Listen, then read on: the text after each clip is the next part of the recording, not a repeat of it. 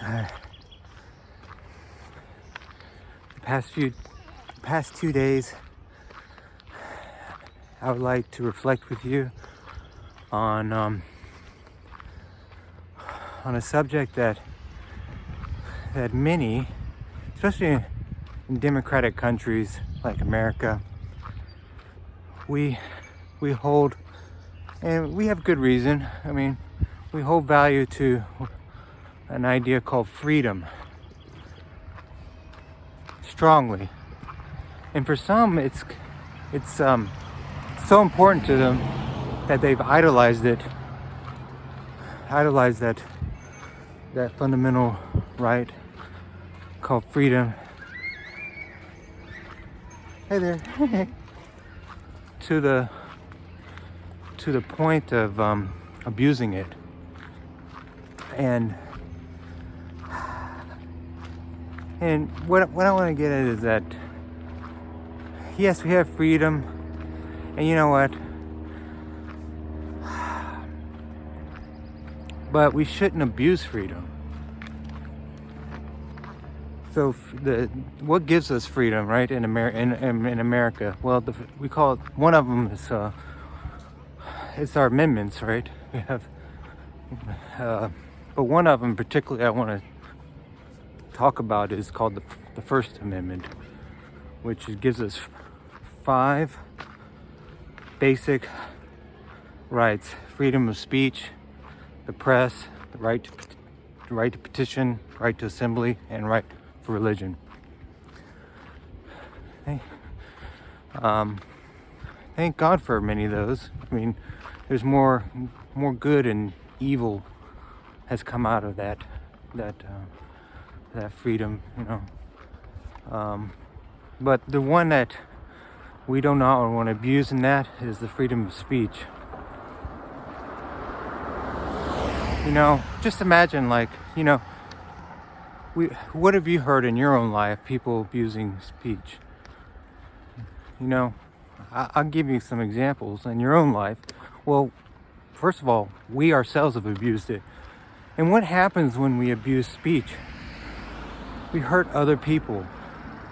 We hurt our wives, we hurt our marriages, we hurt even children because of speech. We've hurt our co-workers, our managers, you know. And worst of all, what I don't like about it is that not only does it, we have to protect ourselves from this freedom of having us freedom of speech, of abusing it. And another thing about this freedom of speech is that it's actually promulgated. Hopefully I use that word properly. Sounds appropriate. The rights of people making money off of these freedoms. For example, pornography. They consider themselves protected by it's sad, but the freedom of speech. And think how many souls that is killing day by day, and how many marriages and how much adultery is coming out of this. It's kind of like creating a habit for people to act, to assimilate and cheat and on their own marriages and own relationships, and it gets worse. You know, the commitments aren't there as a result.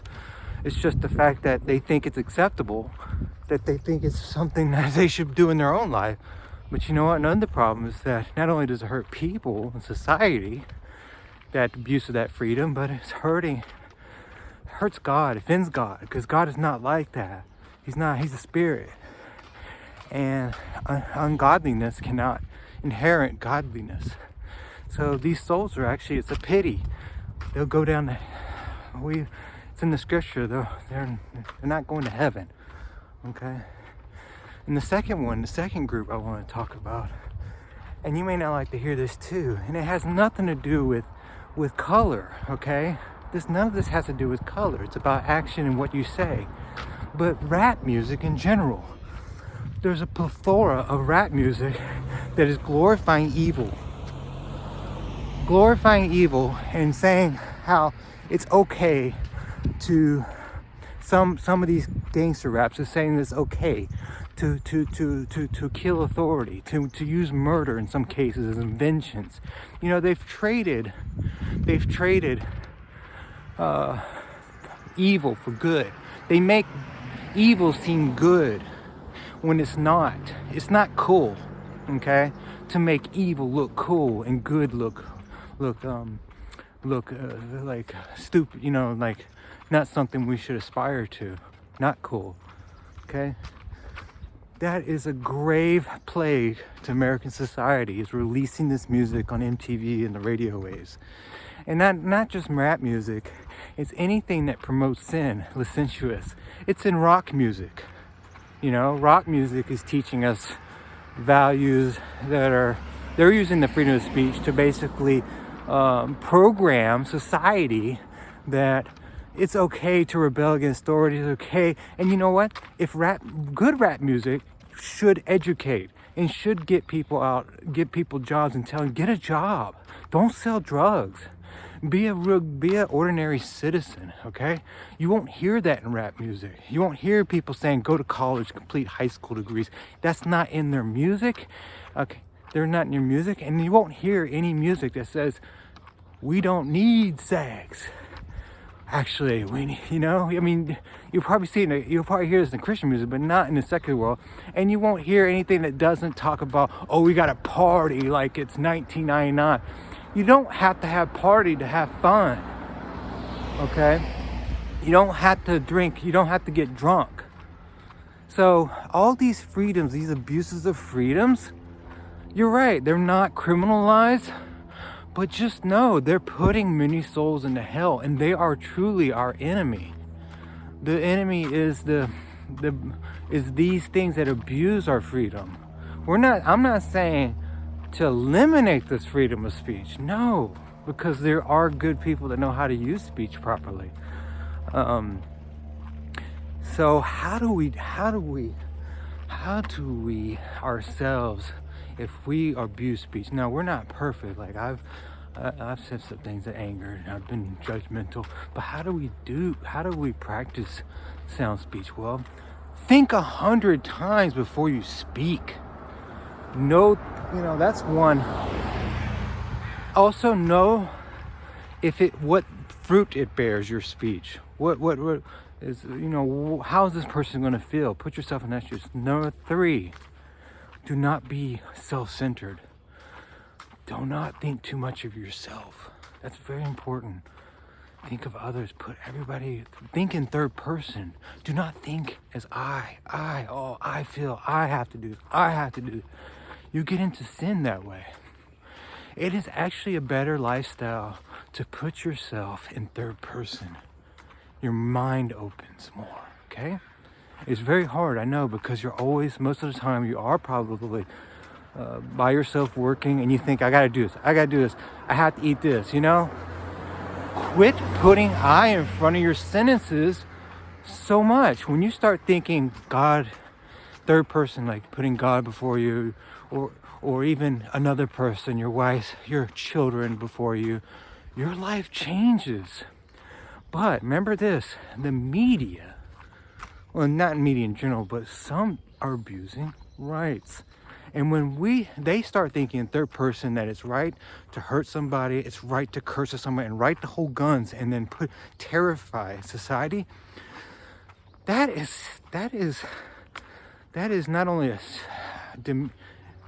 sin, I mean, but it's allowed by the government. So what I'm saying is, don't trust that the government's laws is real, that freedom is going to save you in your marriages, in your relationships, at work, because it's not. It's actually, if you practice what they say, and just because it's right, doesn't mean you can still go to jail. I mean, you can still get hurt, and people get offended by it to the point where you may get killed for abusing your own speech. Someone may, people, they get offended. Sometimes people shoot because of it.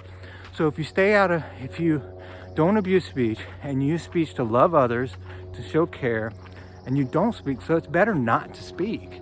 You can't get in trouble for not speaking. It's actually preferred. But the only reason why I'm speaking here is because not only it helps my friends, but it helps Americans to know what other Americans think what freedom is, and why we don't believe in freedom for our own selves as an individual. We don't have to accept every little freedom, because not all freedoms give us is virtue. Is practice leads to virtuous life, and leads us to God, an angelic life. So there you go. Just another thing is, what are another abuses of freedom before I end this? Disinformation. Yes, disinformation is a form of lies. Why? Lying is the father, Satan is the father of lies. God is the father of truth. So disinformation, anybody who's doing disinformation for money is of the legion. They're working for Satan, or they're just violating the commandments of God. They're on the wrong side, and remember, the First Amendment is protecting them, to allow them to lie. Remember that. That's what I'm saying. That law is not something you trust. Trust God's law. Number 2, gossip. We hear it all the time in news. Do you really believe that all this gossip you hear from one lady talks about another lady? No, I don't talk about you guys with my wife. If I do, it's a good thing. If I say something negative, not only makes me look negative and not make me look friendly, but it's a sin. We're not supposed to talk negatively about anybody behind their back, only encouraging things. And 3, slander. Same thing, slander, disinformation about someone's reputation. It is not correct. It's a form of hate, actually. So really, a lot of this has to do with hate and love. So meditate on the true freedom. True freedom is freedom from the bondage of yourself and flesh.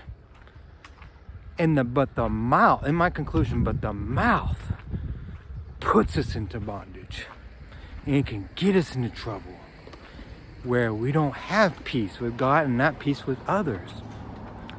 So let's watch our mouth better. Let's make sure it's clean, only, and that we know what we're saying before we let it out. Let's try that, and our lives will change for the good.